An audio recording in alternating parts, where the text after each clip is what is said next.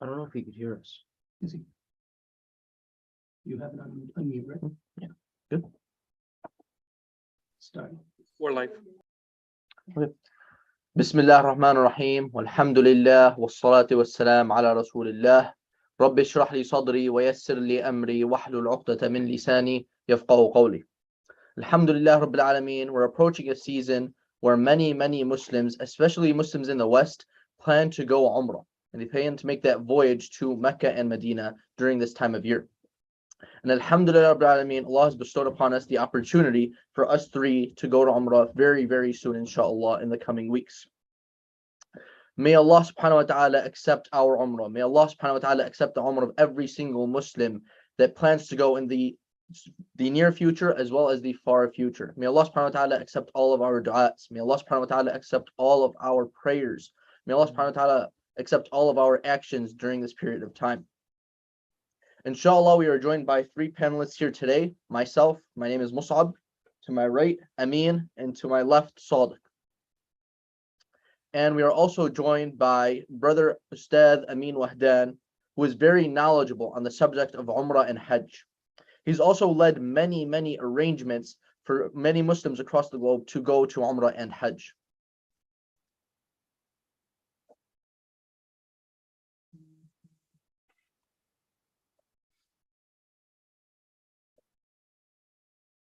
I believe we're having some technical issues with Brother Amin's microphone. So inshallah, just give us a minute.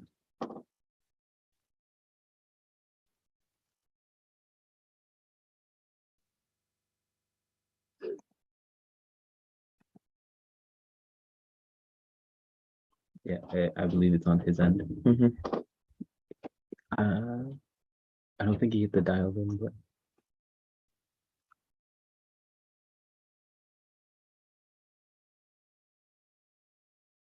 yeah, pin him.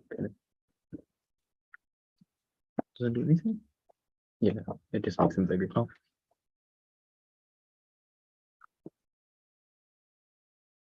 Can you type in the chat, did he hit the dialed in button?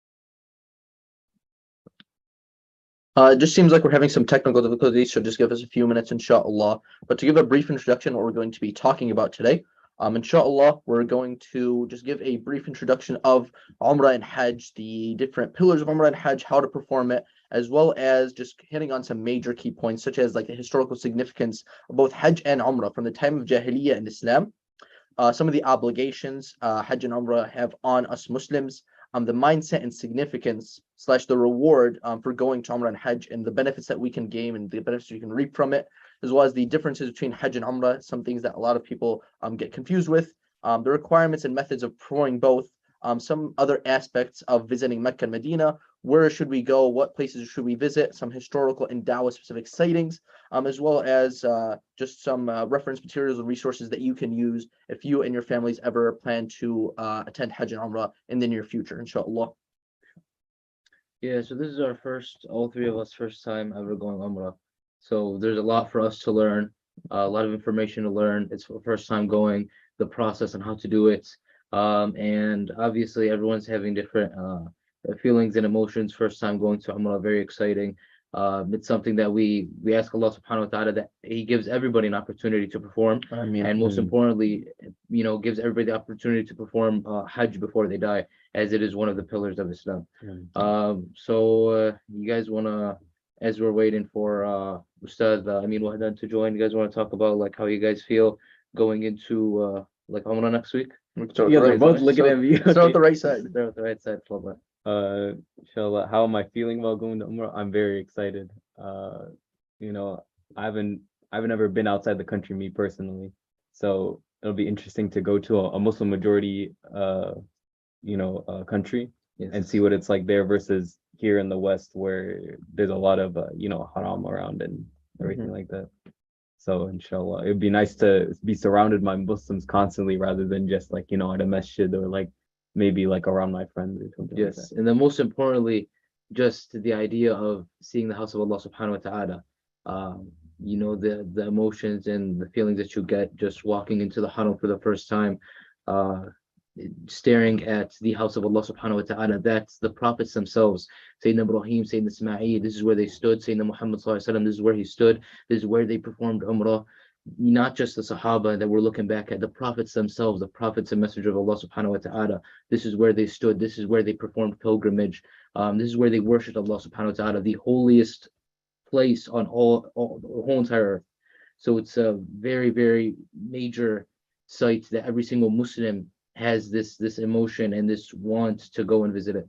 And it's just amazing to think about the idea of Umrah and Hajj, that you're going for multiple days, whether it's for hours or days, for the only purpose to worship Allah subhanahu wa ta'ala. That's it.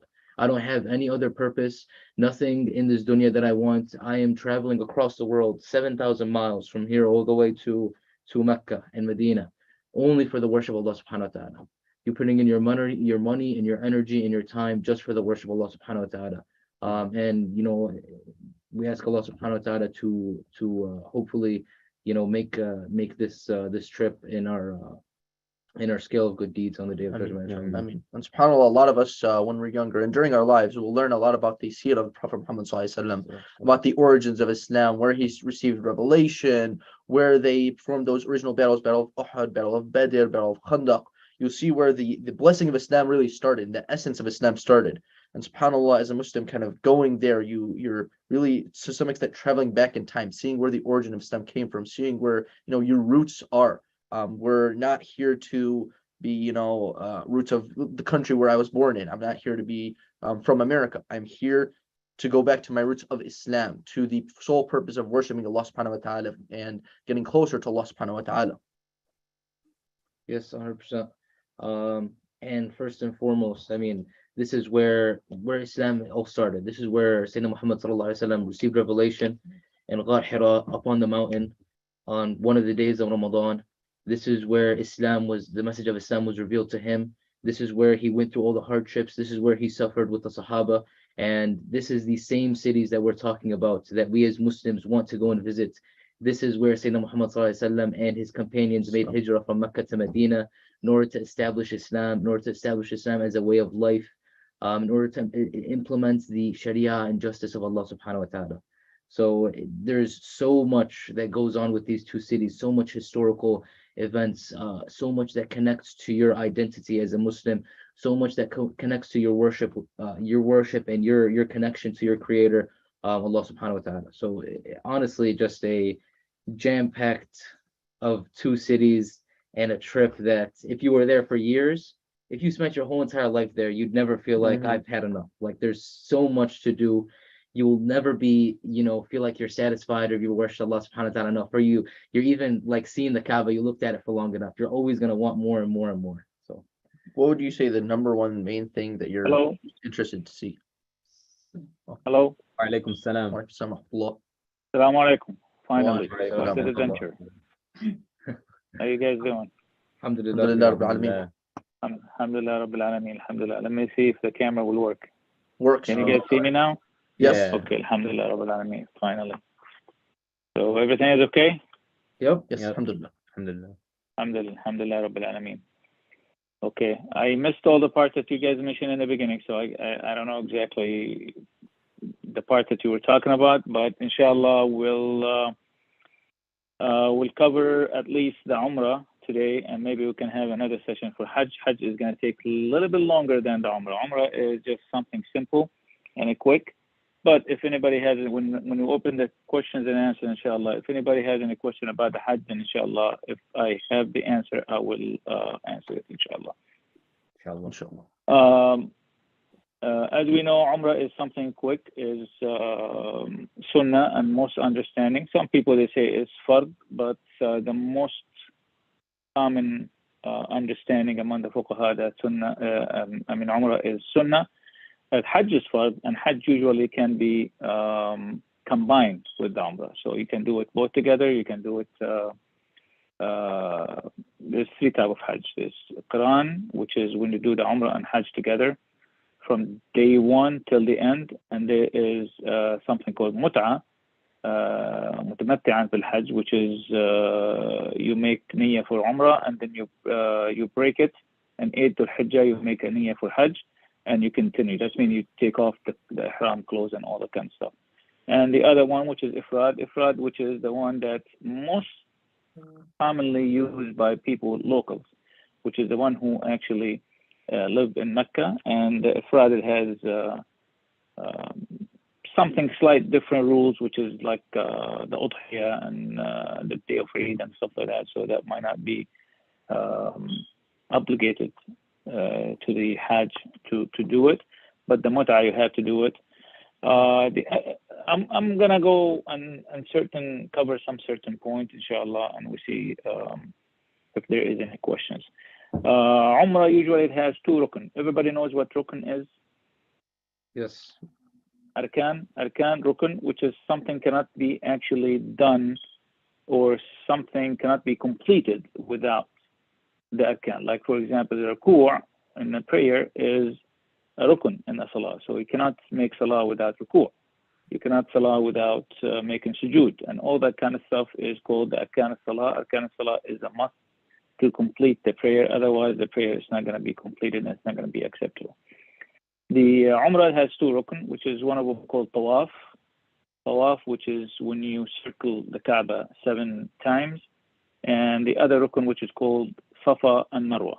The first rukn is no differences among the fuqaha, that it's a must and must be done as a rukn, which is now Safa or Marwa. Some fuqaha, they might vary what they call it wajib or they call it rukn, but in the most I say the acceptable understanding is a rukn. So they have two rukns. And these, we're going to go through these inshallah when we get to them, but something I'm trying to rush because we lost a lot of time. We lost half hour. Usually before you go for Umrah, there is something called Ihram. Ihram, when the Mu'tamir, which is the one who intended to for the Umrah or the Hajj, it need to go in a status that some of the stuff that was mubah now is haram. So it's a new status. Like for example, you can't hunt anymore. You can't cut your nails anymore. You can't cut your hair anymore. You can't put pleat. You know what pleat is? Anybody knows what طيب is? No. You don't know what طيب? No. عطر? Everybody knows what عطر is? Oh, Yes, like auto. mist. Yes. Come Perfume. on, guys. Okay. You're shaking your head. No, no, that's the طيب, which is it was very commonly used. Called some of them amber, some of it called misk. All of these things is not allowed actually for once you enter that status of the ihram. Now, when I say something mustahab, I mean mandub. Anybody knows what mandub is? Preferred or Okay, mandub, which is one of the ahkam, which is if you do it, you'll get reward. If you don't do it, there is no punishment from Allah subhanahu wa ta'ala for not doing it. So we say yustahab or mandub actually for the Hajj, when he wear the ihram, it would be 2 pieces. It doesn't mean that it's a must, but yustahab is mandub in 2 pieces. Now, before it goes into the status of the ihram, before, not after, he might use atar or طيب or misk or ambar. He might, if he wants to, before. And this is very common. Rasulullah actually, Aisha reports that Rasulullah, she did that to Rasulullah before he goes to the ihram, meaning that the remaining of the طيب, of the misk, stayed on Rasulullah even after he entered the status of the ihram. So you do it before, even there is some residue, there is some smell, whatever it is, continue. It doesn't mean that you're going to break the ihram. The ihram is still correct, and it's allowed before. The other thing, which is the any clothes that was sewn, you cannot wear it. So underneath the outer garment, or before, it cannot be on your body. It cannot dress with these sewn actually clothes. So it has to be completely. That's why we have 2 pieces. We said 2 pieces is a piece of cloth, the one on the top, and another piece of cloth in the bottom, nothing underneath, and that's the whole thing. Actually, the ihram will be the amount of it. It doesn't have to be white, but it's good if it be white. And the hadith that most of the fuqaha use actually for the white ihram, the clothes, the ihram, the clothes of the ihram. Hadith ibn Abbas, when he said, خير لباسكم البياض, that means the best you wear is the white color clothes, which is it did not refer to the Hajj, or it's not saying about anything about Hajj or Umrah, but actually it's something in general which is recommended, and the best thing actually you can wear is the bayad. So there's a hadith reported by Ibn Abbas, but it doesn't mean that this is how Rasulullah, when he made the Hajj, by the way, he had a outer garment color was greenish color. It wasn't even white. So the one that we see nowadays is not something like it's the must or was done by Rasulullah. But because of this hadith, which is you're going to do one of the best rituals actually in Islam, and it's something that everybody, spend the whole life saving money and time and effort just to go there. So basically, you choose the best clothes or the best color of the clothes that Rasulullah recommended in all cases, not just in Hajj, which is bayad. Which is the best you can wear is a white in color, of course. And we know that there is something called i'tidad, which is something, and ya'tadid mean that the right shoulder will be uncovered. This is only in the tawaf. You cannot do it actually in the sa'i. Not you cannot. It's not something like a must. It's something like Rasulullah did. So you show your shoulder and the right hand, and basically mostly use for going back actually, or heading back at Quraysh, because they were making fun of the Muslims when they came all the way through the desert, and they said they were exhausted. So Rasulullah was showing that they're still energetic and they still can do it, and they're still actually strong enough to make the Hajj. And that's why also he did something called a raml, which is you go in higher speed in the first 3 turns, and then you go in slower pace. And also the same thing he did with the sa'i. which we call it harwala. Harwala means that when you start going similar to jogging, and this is between specific areas. If you guys are planning to go for Umrah or Hajj soon, inshallah, all of these things that I mentioned is all marked. All marked. So you see a green light, you see a green light on the other line. You see that's when you can jog. Not jog, I mean just go in a faster pace through these things. And of course a tawaf, there is also marked with the Hajar al-Aswad there, so you can know exactly where you're at. But in general, like you're not gonna get confused because everything in front of you and everything is gonna be marked and everybody doing it. So you're not gonna be alone doing that stuff by yourself. So even if it doesn't, if you don't feel comfortable hearing it because you still okay, like I don't know exactly how it's gonna happen when I get there. Actually, everything is organized, everything is marked, and everything. And you will see a lot of people helping. I was myself afraid from the beginning. I have everything memorized, everything in my head. I know exactly what to do, but I don't know when and where. I know, for example, there's a Rukn al-Yamani, but which one is the Rukn al-Yamani? I know that there's al Hajar al-Aswad, but which part of the Hajar al-Aswad? Which side of the corner? Which corner? So all of these things, like you don't have to worry about it because you will see it marked, and the people would be doing it actually while you doing the tawaf and the sa'i. So it's not going to be really hard to follow the people in front of you. So the right. Sorry, just to interrupt. I know we briefly talked about the ihram for men specifically, in the method of ihram, to wear the malabis al-ihram for men. I know we have a lot of Muslim sisters who will most likely be viewing this as well. Is there any specifications on how the women should dress when performing Umrah and Hajj? No specification for women. They can wear whatever they want. As long as it's this the is libas for shar'i. men. Women, yes, of course. It has to be covered. It can't be covered. There is no. She can wear whatever they want, whatever the color she wants. Regular clothes, no problem. The only thing that she cannot cover the face, she cannot cover the hands. A lot of women, like for example, if you see in part of the world that they wear actually something called niqab, which is the one that covers the face, sits in the face, and they wear also gloves. Gloves, which is we call it qafazain, and then that cover the face we call it niqab. So the only thing that she cannot do is covering the face and covering the hands. So these must be shown, unless there is some of the fuqaha say unless there is men walking by or men actually there's some kind of mix, then she can cover the area, but she cannot put something on her face to cover the face. So that's the only thing for women. Other than that, the ihram is she can wear whatever she wants.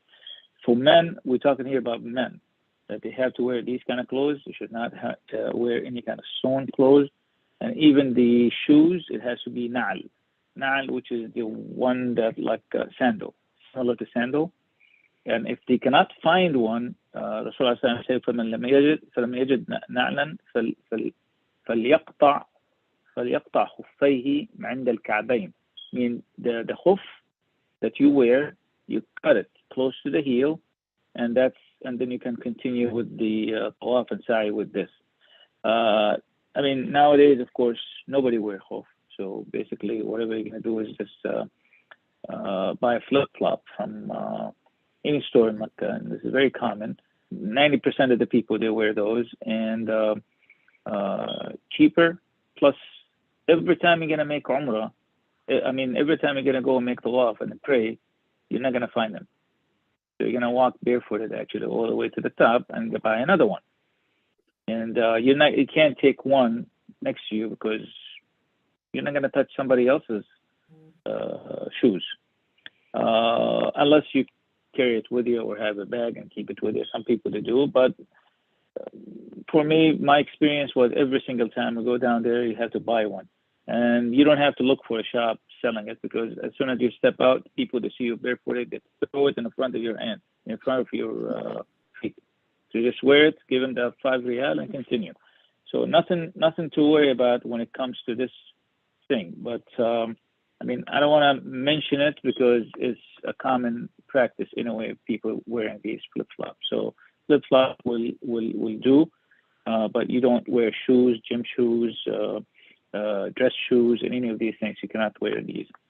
As we know, just another question. As we know, Islam has some regulations with regards to mixing between men and women in just many areas, whether that's at the market or outside or at school or just anything in general. Are there any regulations in terms of mixing between men and women during tawaf and sa'i in Hajj and Umrah? I mean, that's a place of worship. It's a common area. It's not something private. I mean, like women that go to the masjid. I mean, we're not going to have any specific things for women going to the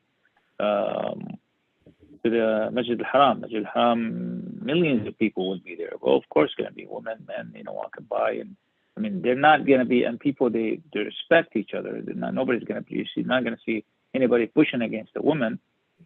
People they stop. I mean, unless time of the tawaf, nobody can control it. And especially with the Jamarat, also in Hajj, nobody can control it. It will be like a feather in the wind sometimes. So you cannot even control which step you're going to take, which direction you're going to go. That's why mostly women accompanied by mahram. And I see some people actually do a good job when they go around the women, like kids, nephews, husband, brothers. I mean, they go around, and then she will be actually in the middle, so she will be protected. I've seen that a lot as a practice, which is not a bad idea. It's a good idea. But yes, the mix definitely will be mixed over there. It will be women and men doing the tawaf and the sa'i at the same time. So they're not going to be separated. Yeah, so once you wear the clothes, then there is something called talbiyah, which is before the talbiyah. Actually, there is recommended. Actually, if the person he pray 2 rak'ahs, that's what Rasulullah did, and the famous hadith by Jabir actually says Rasulullah he prayed 2 rak'ahs after when he was in Dhul Hulayfa. Which is the Dhul Hulayfa, which is one of the mawaqit. I'm going to talk about the mawaqit a little bit quick.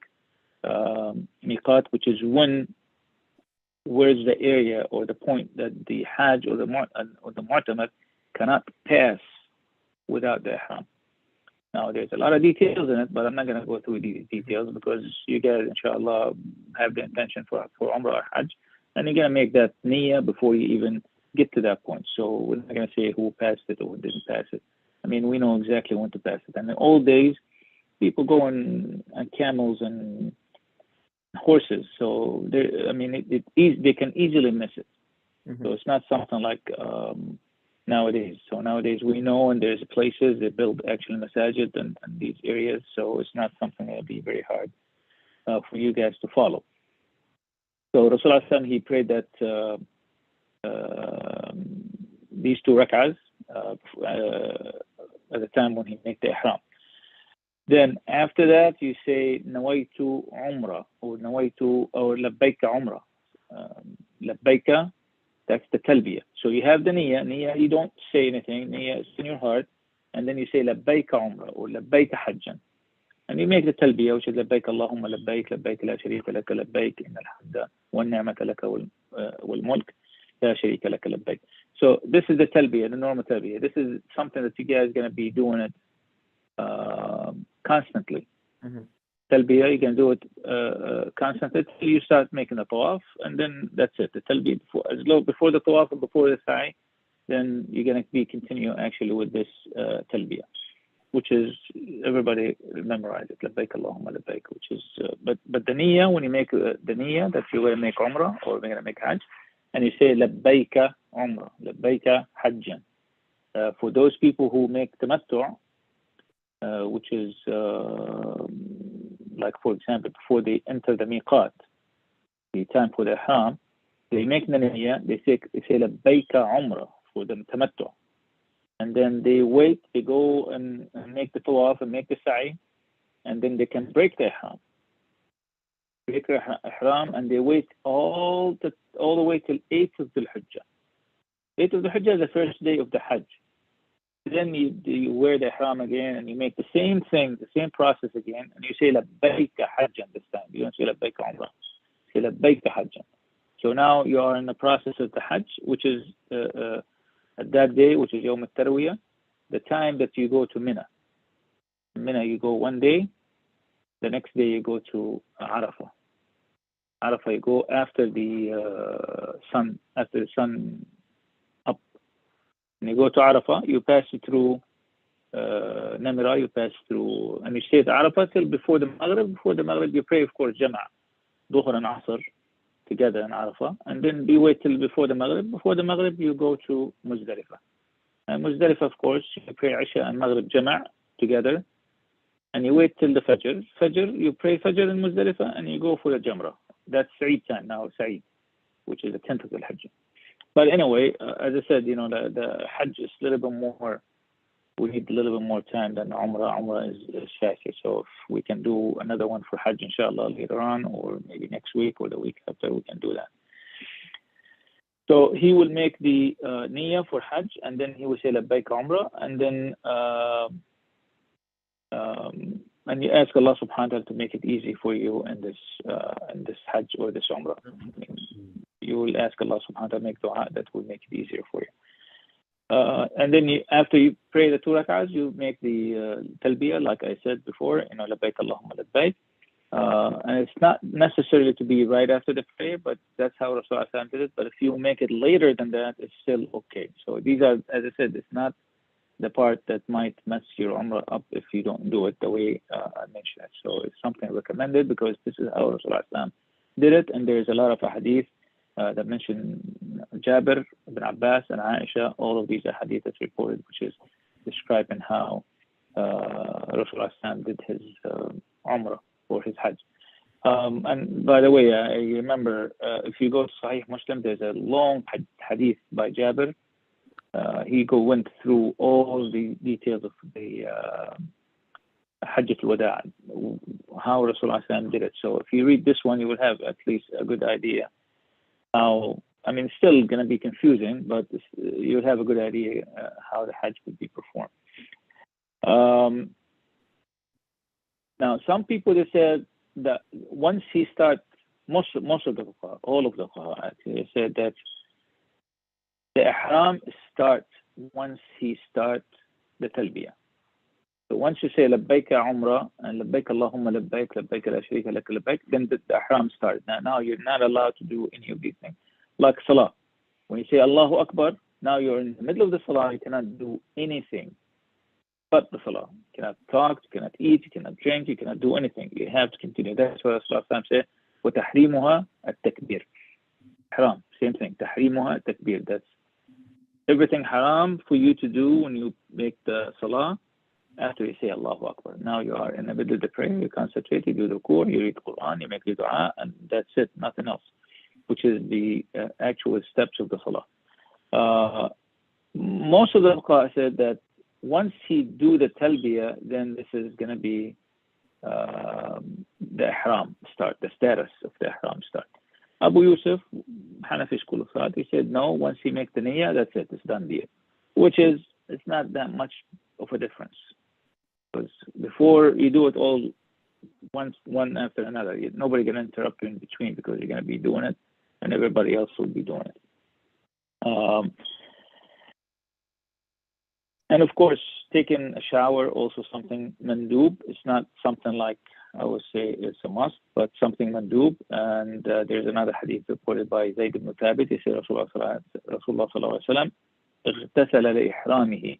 اغتسل لإحرامه, that means he took a shower, which is he washed all of his body when he made that ihram at that time. Go to Rasulullah ihram with the umrahs that he did. He did about 3 or 4 umrahs, I think. And only Hajj one time. Rasulullah did not do more than once Hajj. It was one time, which is after Umrah al-Qada, after the Sulh al-Hudaybiyah. But the Umrah he did 4 4 or 5. I'm not sure exactly the number, but he did many. So that's why the hadith of Umrah is a lot. But the Umrah is on the Hajj is only once. So that's why if you read the hadith Jabir in Sahih Muslim, that's the only time Rasulullah he make Hajj. So whatever you see there, the details that he mentioned, the details that he went through, is something actually cover all the Hajj. Now, the Ihram should be done at the time of the Mawaqit. Now, what is the Mawaqit? Mawaqit, which is al-Miqat, that means you don't pass this area, you don't pass this point without Ihram. Now, this is only apply on the one who had intention to make Hajj or the one who make intention to make Umrah. At that time, in the old days, people would be passing by, and then after pass, they will okay, I'm that far, so maybe I should continue and do the Umrah or do Hajj. Then he has to go back actually and make the Ihram and come back. But for you, you're coming from here, going from the United States, you know exactly where you're going, you know exactly what you want to do. And normally, if you are in the plane, the pilots will announce it, which now we are closing to Biyar Ali or to Juhfa. So whoever went to wear the Ihram, he can just go ahead and do it. But usually you do it at the airport. I mean, at the plane, you do it at the plane. It's not going to be comfortable. It's not going to be easy. So basically, if you go in Royal Jordanian, you do it in Amman airport. If you go into Turkey, Istanbul, you know, like you do it in Istanbul. And it depends on where you're going. So Al-Mawaqit actually is all around the Mecca. The Juhfa, for example, for those people who come in from Medina. If you guys go to Medina and you make Umrah after you come from Medina, there's a place that you stop by called Biyar al-Ali. Biyar Ali, they will tell you this is actually where the Juhfa, and whoever wants to make the Ihram, you can go to the masjid inside, take a shower or make wudu, and wear your Ihram, and then make the Talbiyah and continue going to Mecca. Usually by bus. We used to go by bus. That means it would be like about 4 hours drive to Mecca. So people, they do it. People who come in from that area is from Medina, which is the place called the Juhfa. This is Miqat. If you intend to have the Umrah, you cannot pass actually to Juhfa without Ihram. Ihram, which is the one that I mentioned. The Talbiyah, the Iqtisal, the clothes, all of these things that I mentioned, it would be done before or at the Juhfa. People who come in, for example, from Iraq, there's another place for them. It's not the same place. So called Data Arq. And Data Arq, which is a place not far from Medina, which is called Arba'ina Marhala, which is probably talking about 3 hours, 2-3 hours of drive. So it's not something like big. So Dhul Hulayfa, which is in Medina. Did I say Juhfa? No, Dhul Hulayfa al-Medina. Dhul Hulayfa from Medina, which is where Biyar Ali there. And Data Arq, the people who come from Iraq. And there's Yalamlam, people who come in from Yemen. And there's Qarn al-Manazil, which is those people who come in from Najd area and Ta'if. And sometimes people who come in from Iraq, from the other direction also, they can go for Qarn al-Manazil or Qarn. And the Sham area is Juhfa. Juhfa is the Sham area, which is people who come from Sham. Mainly, if you go to Royal Jordanian, basically, you would be passing Juhfa rather than Dhul Hulayfa, and so on. And these are around the Medina from north and south. And if you don't have to pass through it directly, like you don't have to go and stop at Dhul Hulayfa. You don't have to go directly and stop at Qarn. You have to line. Just to draw a line, okay, I'm passing through this area. So once I line up with the area of the Juhfa, then this is my miqat, and I continue going. So it's not something like you have to go to that place to do the ihram. No, you can just, like measure the areas, measure the distance, how far are you from there. If you have this line, like if you draw a straight line, then this is your actually miqat. Doesn't have to go in this area. You can draw a line, and this is the whole thing. That's why people coming from Egypt, people coming from Turkey and all these areas, they will have actually Dhul Hulayfa, which is Al Medina, unless they go from the other side, which is I doubt that they do. But if they go from the side, then they will pass through Dhul Hulayfa, which is Al Medina Munawwara. So These are the I have a quick five. question. So you make ihram at the miqat, or before? It's important that you don't pass the miqat without making ihram. You don't pass the miqat without making the ihram. So it could be any like any location. Any before the miqat. yes, you can make it from your house if you want. Okay. Okay, and then Any also place say, before the miqat. say I want to make Umrah again after I already completed mine. Do I just walk, or like do I just go all the way back and then If you want to do what? if Second I want to Umrah? make Umrah again, yeah. A second Umrah, there is a place, actually the closest place to Mecca, which is called the Tan'im. At Tan'im, it's the place that Rasulullah ﷺ told Aisha that you can go, because Aisha did not make the tawaf, and then she complained to Rasulullah ﷺ. So Rasulullah ﷺ, he ordered her brother, Muhammad bin Abi Bakr, he told him, take your sister to Tan'im, and she can make the ihram from there, and she can come and make the Umrah, which is a place that I would say probably 20 minutes to drive from Mecca. So it's not far. So a lot of people just go over there and start going to Tan'im and come back and make an Umrah, as many as they want.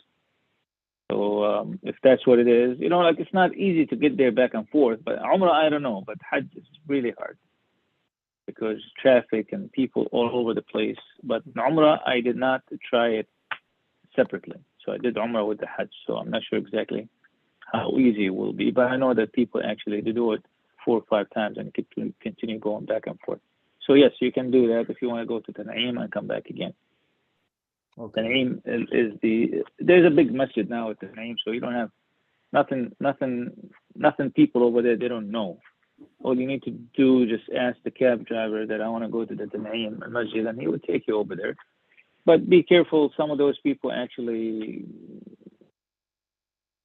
give you a closer place, and they tell you, oh, this is the Tan'im. I mean, it's possible. So just make sure you ask, or you go with the person that he did it before, or the people that you went with for Umrah. Tell them, this is what you want to do. They will help you, because those people actually they do Umrah every year. They take groups every year, so they know exactly where it is, and they know exactly actually how far this place is. So the hadith actually that's وقت Rasulullah sallallahu alaihi wasallam, which is the miqat, وقت from the miqat.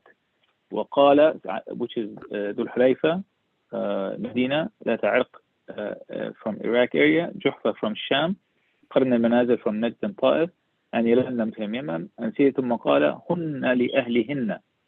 هن لأهلهن, that means for the people who come in from there, and ولمن مر بهن, and whoever passed by, close to it, passed by, من غير أهلهن, from the people that doesn't live over there, لمن أراد الحج والعمرة, for those people actually who wants Hajj or Umrah. Now, this is the first part, which is the Ihram, and this is the Miqat. So the Miqat, we cannot pass it without the Ihram. The Ihram, now we know exactly what the Ihram is. Now we know exactly what we cannot do while we are in the status of the Ihram. No hunting, cutting nails, no cutting hair, shaving, or any of these things you cannot do till after you break the Ihram. Break the Ihram, of course, after Sa'i. In Umrah, you make the Sa'i between Safa and Marwa, and then you break the Ihram. Most of the people actually shave, but there's no difference. If you want to cut your hair, there's enough to cut few pieces of hair, and that's it. So I see a lot of people, they like to shave their head completely, but that's how you break the Ihram once you finish the Is there a difference in the reward between simply cutting your hair and then completely shaving? No. Allah subhanahu wa ta'ala says, مُحَلِّقِينَ رُؤُوسَهُمْ أَوْ مُقَصِّرِينَ. That means he said in the Quran, that means shaving or cutting or making it short. So there is no difference. The same reward, inshallah. But a lot of people they like to be shaved. I think most of the Sahaba used to shave. So I mean, it's fine. Either way, you do it either way. Like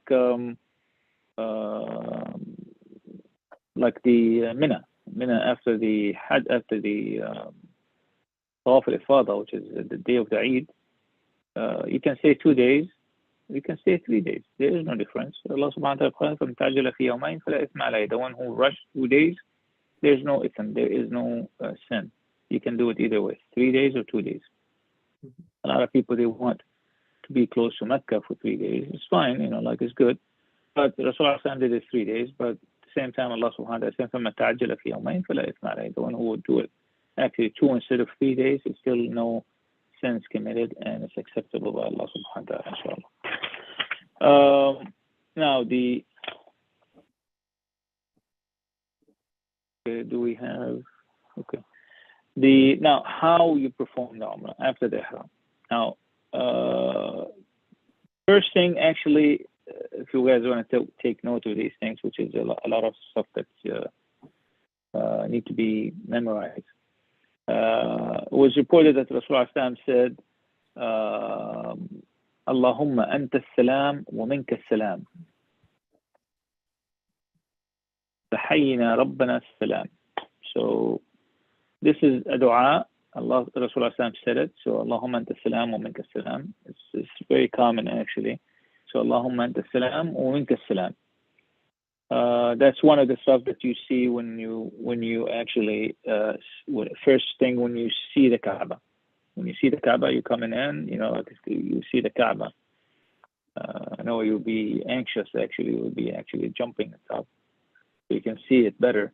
So once you see the Kaaba, you say Allahumma anta salam wa minka salam. After that you start with the tawaf.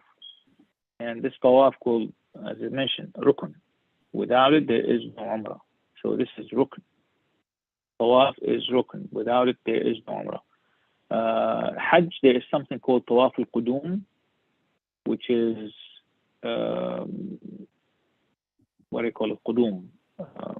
Arriving. When you first arriving Tawaf, which is the first thing you do when you arrive, you make Qudum, and then you make another Tawaf, and then there's Tawaf al-Ifada, but Umrah, it has only one Tawaf, There is no Qudum, there is nothing like this, which is Tawaf, and it's a Rukun. So the first thing Rasulullah did, that is a hadith reported by Aisha, when Rasulullah got to Mecca, he made wudu, and then he start actually the tawaf around the Kaaba. So he did not do anything else, which is the first thing he did, wudu, and then start the tawaf. Now, how the tawaf starts? Now we're wearing the ihram clothes, our hands, the right hand is already not covered and covering the rest of the body. And then we start from the Hajar al-Aswad. We start from Hajar al-Aswad. Kaaba will be at your left, not your right, at your left. And from the Hajar al-Aswad, and you start making the tawaf.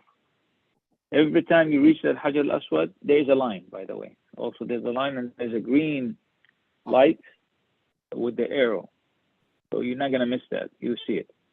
Now, if you enter the Kaaba, enter the masjid, and with Kaaba, halfway to the Hajar al-Aswad, you have to go back and start from there. You cannot just continue. Because your tawaf starts from the Hajar al-Aswad and ends, the first tawaf ends at the Hajar al-Aswad. So if by any chance that you went from different door, because there's a lot of doors, and you're already on the other side, you have to walk all the way back to the Hajar al-Aswad and start your tawaf. Understood? So your tawaf start at the Hajar al-Aswad and end at the Hajar al-Aswad. So you make it 7 times. The Kaaba will be at your left. Kaaba will be at your left. 7 times, which is, we call each tawaf, each time we call it shout. Shout, which is, you guys know what shout is, Lap. right? Yeah, Allah. Yeah.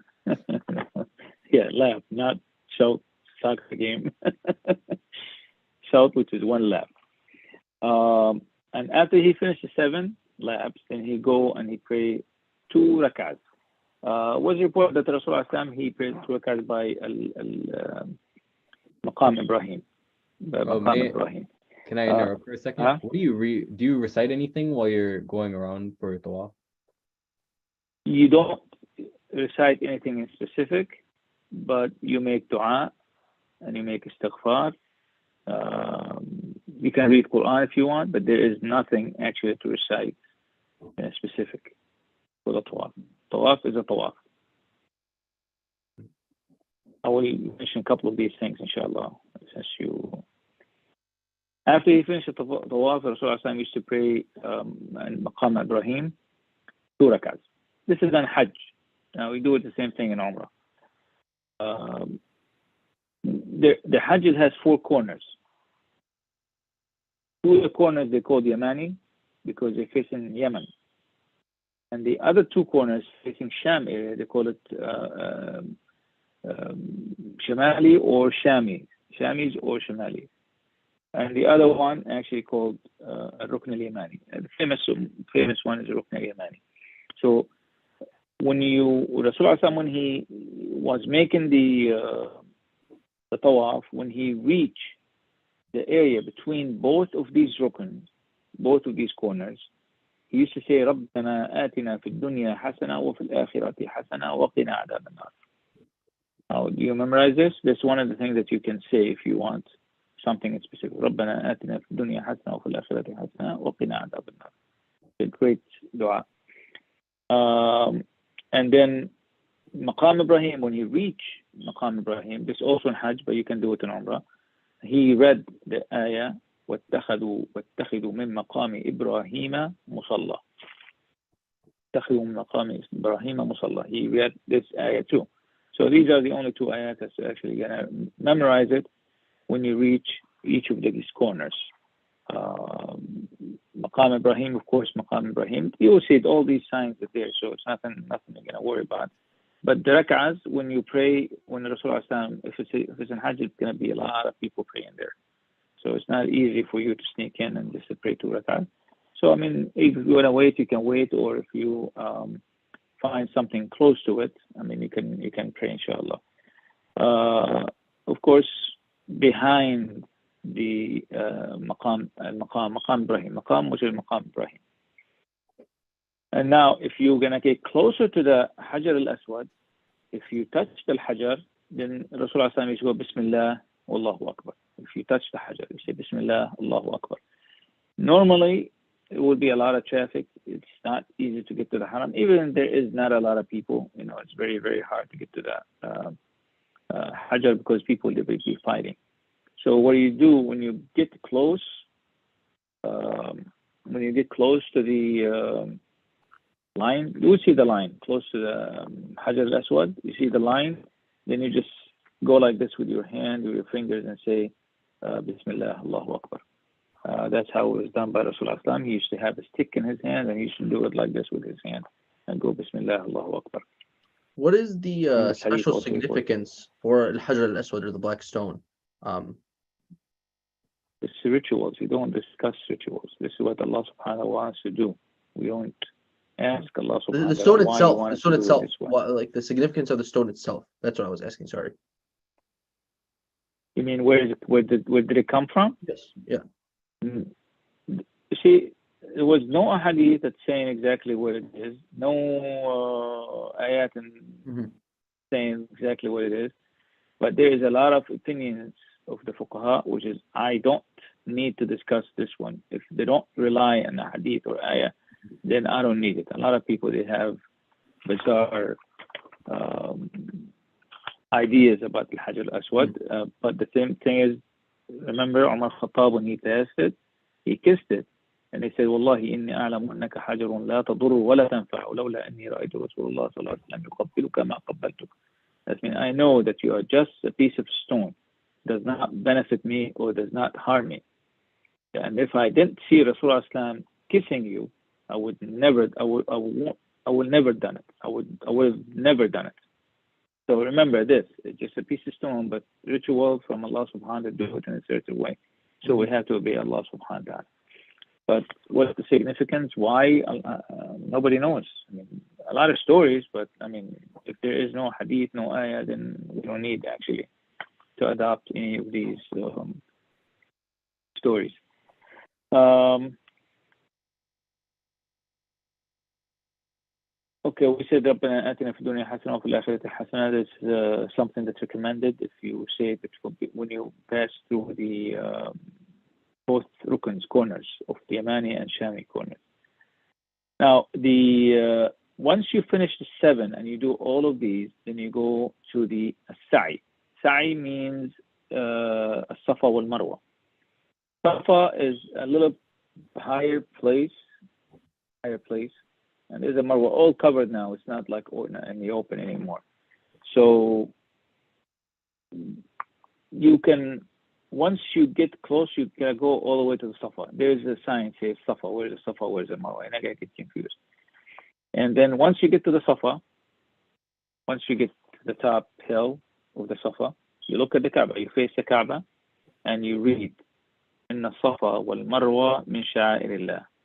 Inna Safa wal Marwa min sha'airillah. And this is where the best actually of your dua need to come out in this area when you reach the Marwa or reach Safa. So you say Inna Safa wal Marwa min sha'airillah. You face the Kaaba. You go face the Kaaba. Say Inna Safa wal Marwa min sha'airillah. And then you start from Safa. You start your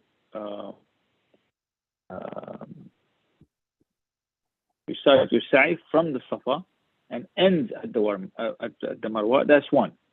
Mm-hmm. And when you come back, that's 2. You don't start from Marwa. If you start from Marwa, you have to repeat it again. You start from Safa and you walk. It's like about half a mile. It's not something close. It's the distance. You have to be ready for it.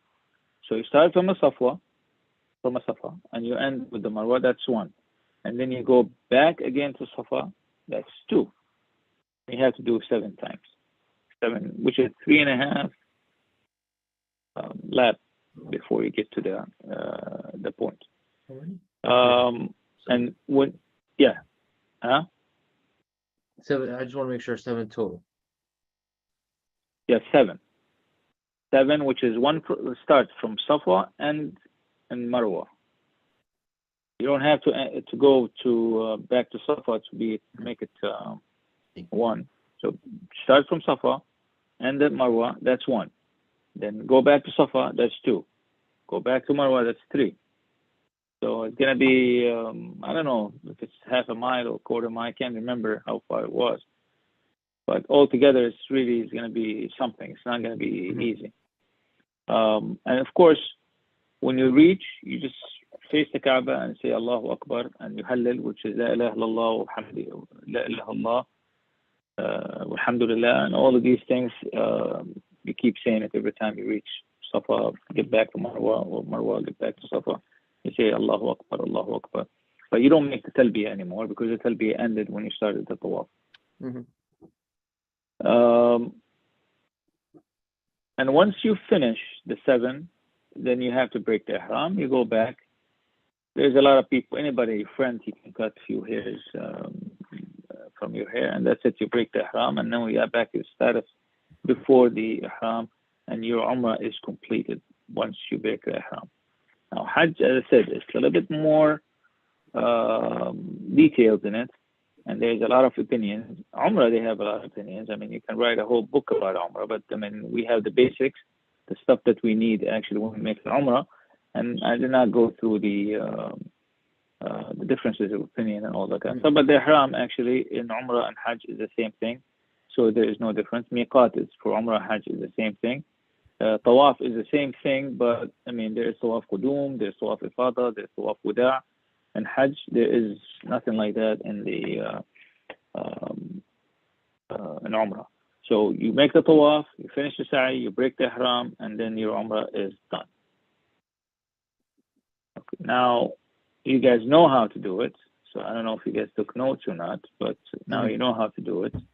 And inshallah, soon you will go to Mecca, inshallah, and do the Umrah. So just a brief, I don't see.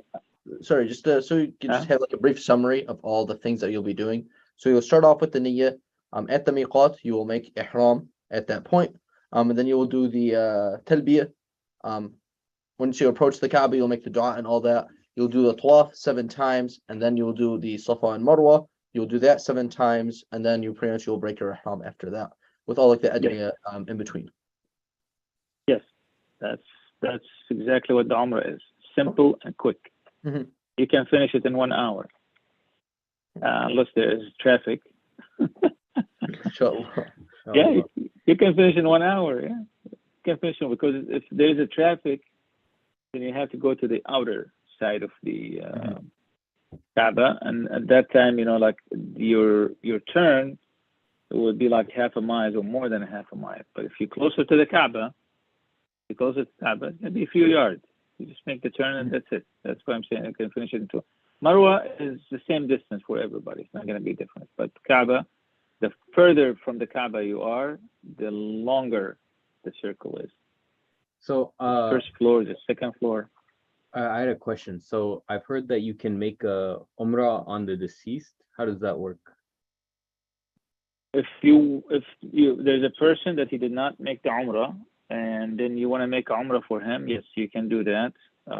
Once you make your Umrah or your Hajj, and then you can make it for the person actually with the niyyah that you're going to give it to this person. The hadith of Rasulullah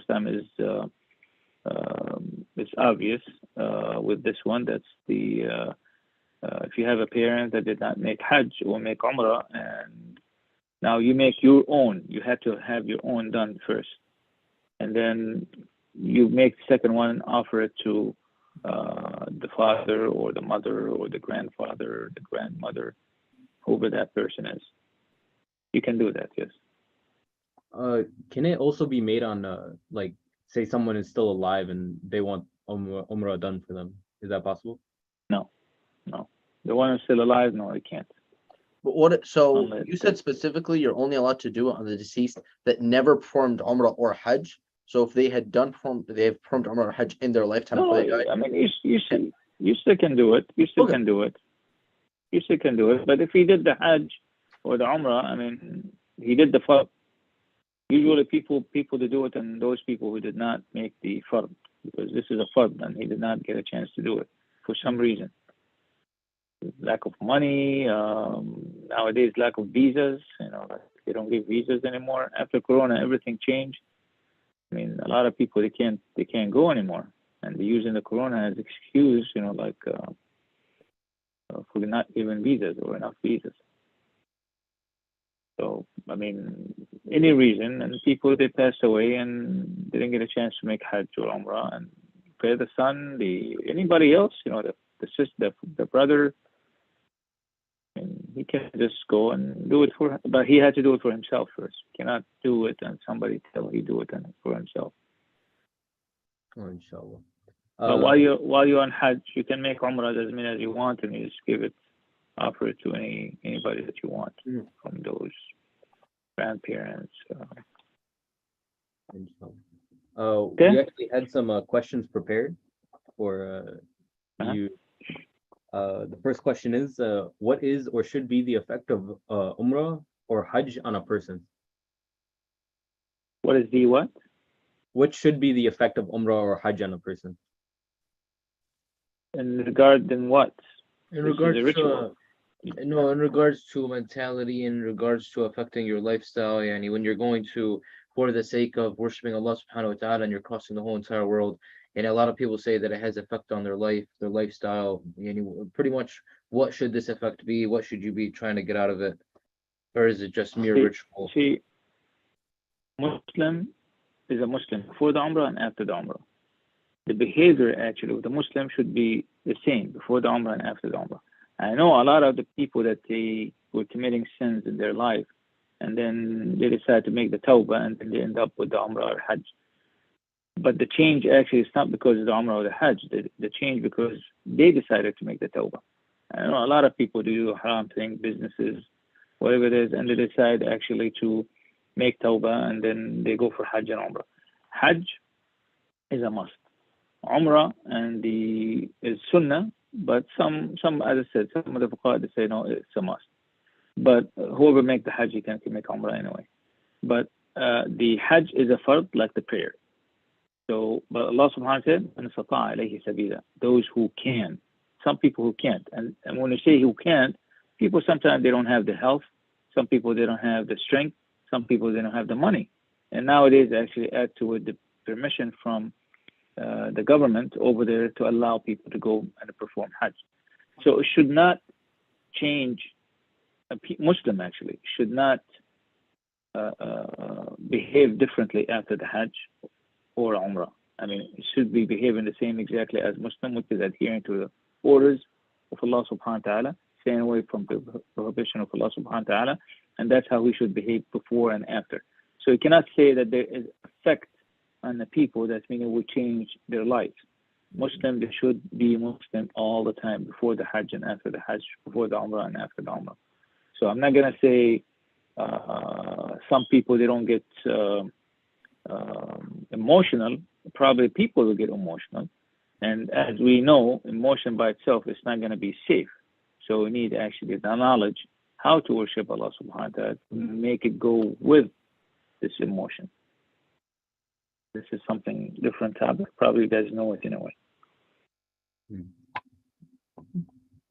Okay? I don't have any other questions. I don't have the other questions. Do you have anything in this? Most of these were answered. Most of them were pretty much answered. We kind of touched on most of them during these conversations.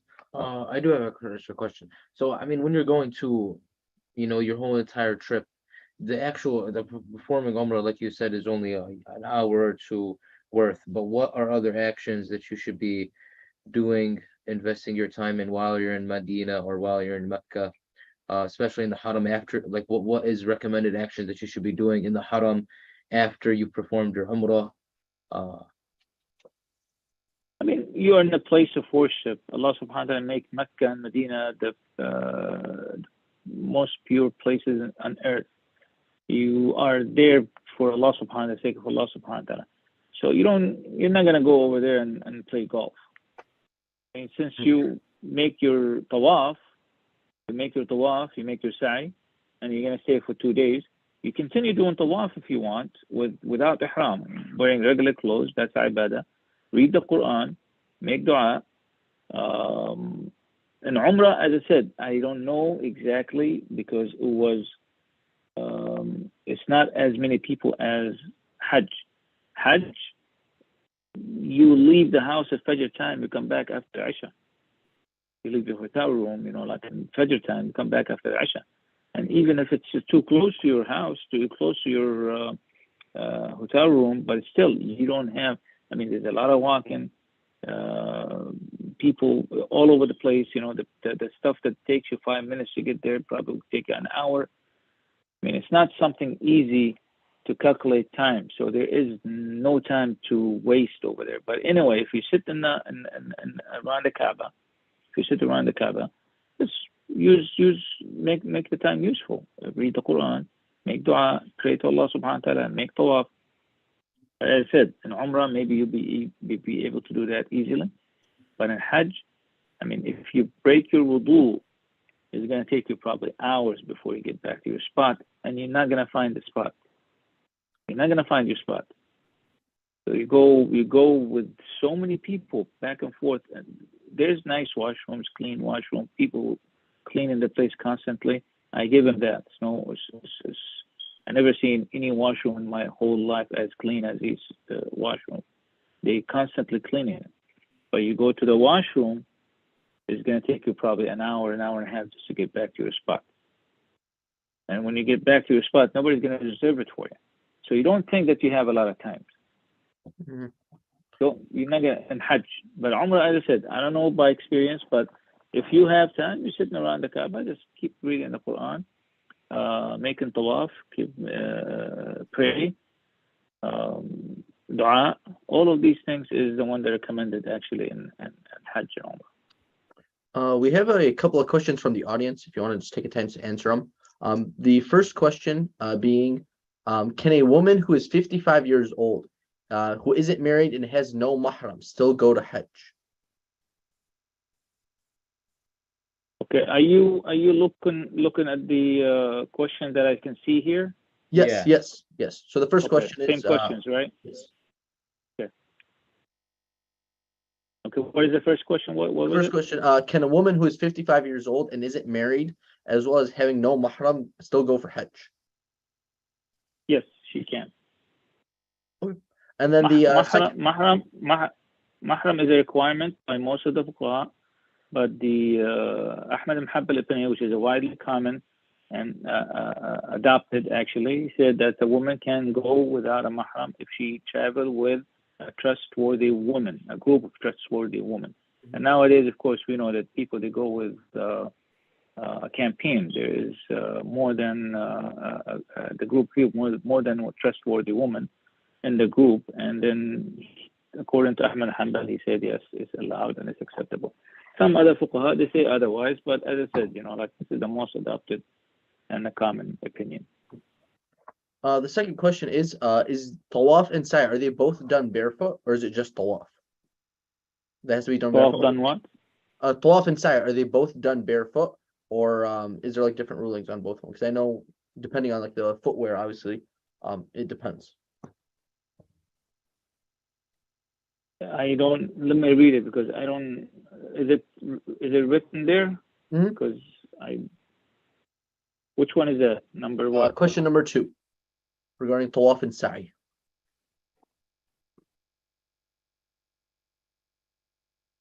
Okay, now we say it again. Tawaf and sa'i, you said? Is yes, tawaf and sa'i both done barefoot? Oh yeah, no, na'al. Barefoot. So no, I told you there's yeah, is there you have to. The question is like, is there a difference between tawaf and sa'i, where the na'al is acceptable like in tawaf, but is there a difference between the tawaf and sa'i and what you're allowed to wear? No. You are in a state of ihram. Mhm. The shoes that you're wearing is part of the state of the ihram. Should be na'al. As I said, it could be a sandal, but it shouldn't be any problem because it flip-flop all the way and it will do the work. Mhm. If you don't have it, the hadith of Rasulullah is very clear that you do. If you have a khuf, you cut the khuf by the heels and then you use it. But we don't have to do that right now. Mhm. Both sa'i and tawaf will be done actually wearing these type of shoes. Both sa'i and tawaf, because you are in state of the ihram. Mhm. This has nothing to do with the sa'i and the tawaf. This is part of your ihram. Mhm.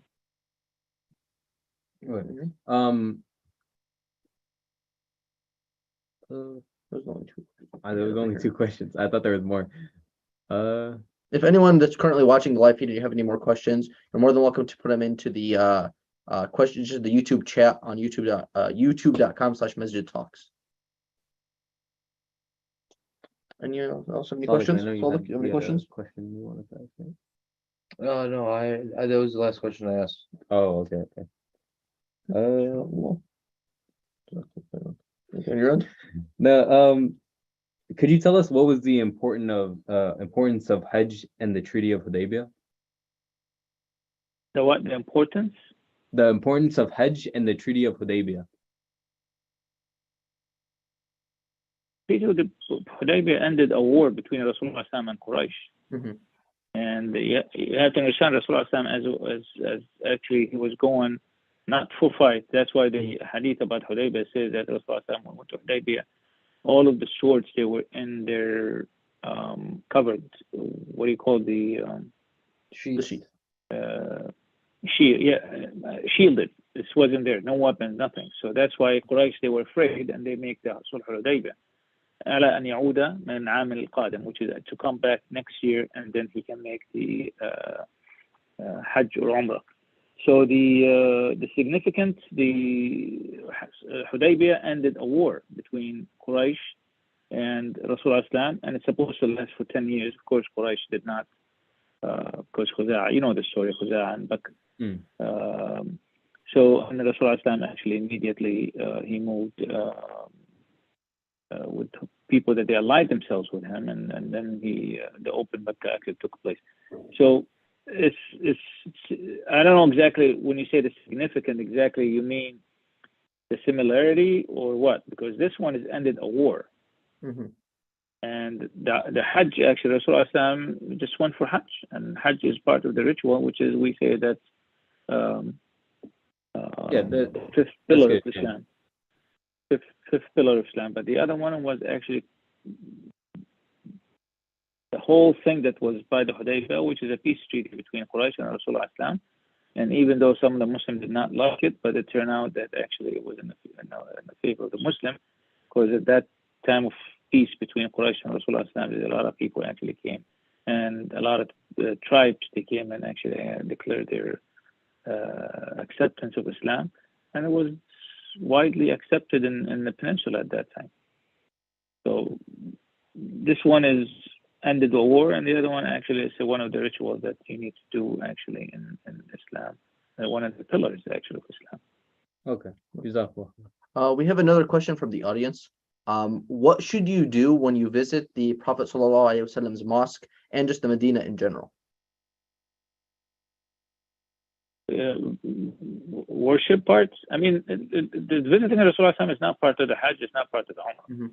I mean, visiting in the Medina, it's not part of the Hajj. It's not part of the Umrah. Going to the grave of Rasulullah, it's not part of the Hajj. It's not part of the Umrah. But Rasulullah, he recommended it.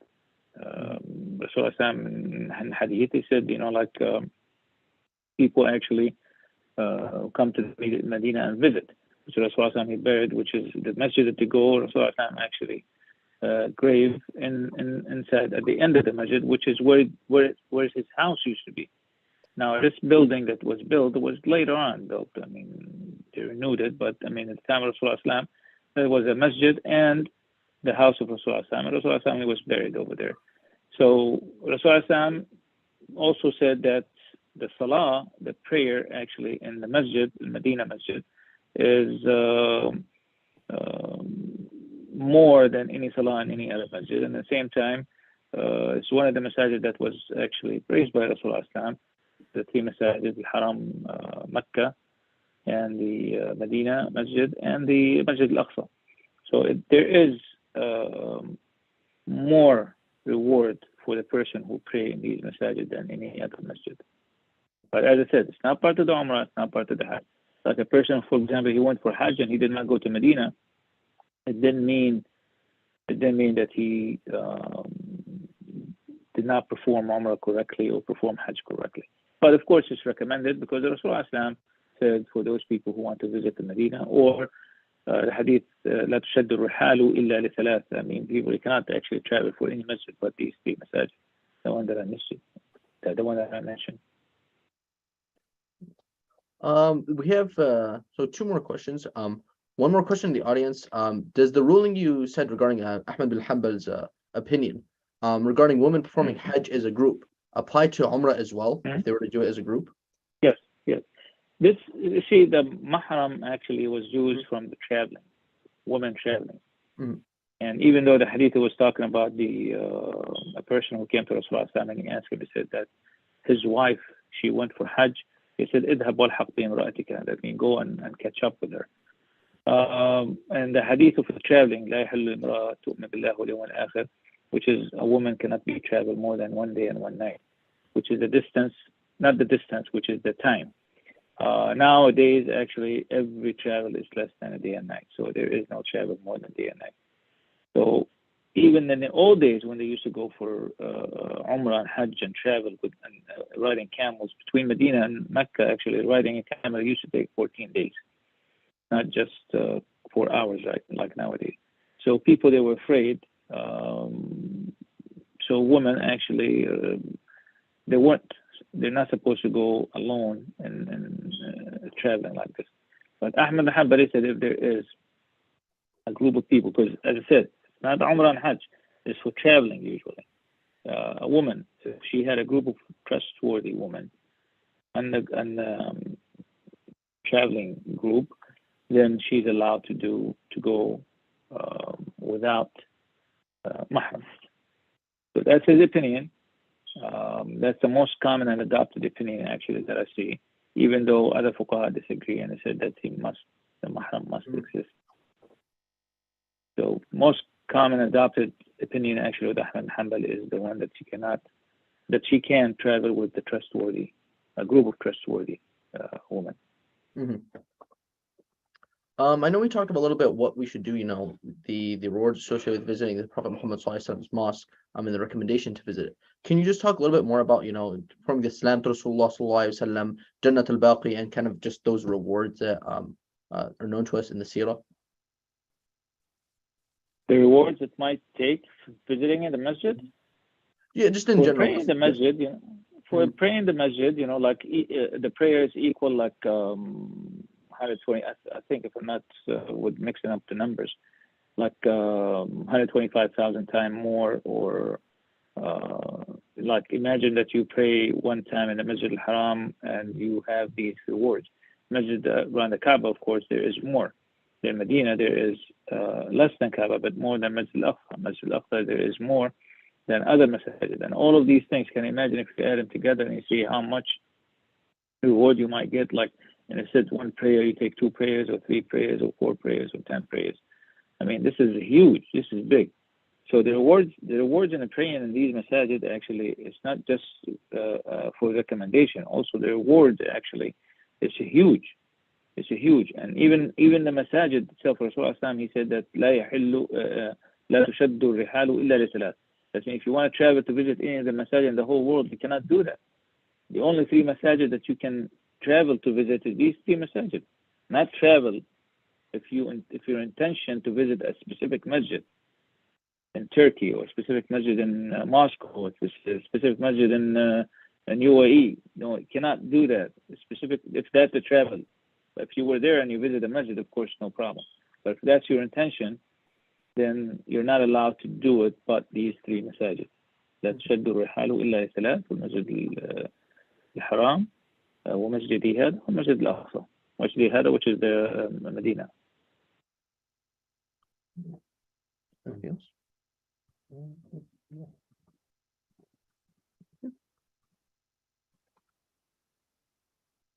If anyone in the audience has any more questions, please submit them in the YouTube chat and we can answer them for these last few minutes before we close.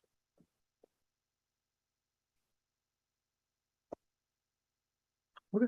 Jazakallah khairan, Ustadh Amin Wahdan, for pretty much informing us about all the manasik of Hajj and Umrah, about the importance and the relevance of it, and the things that we should be aspiring to do, inshallah.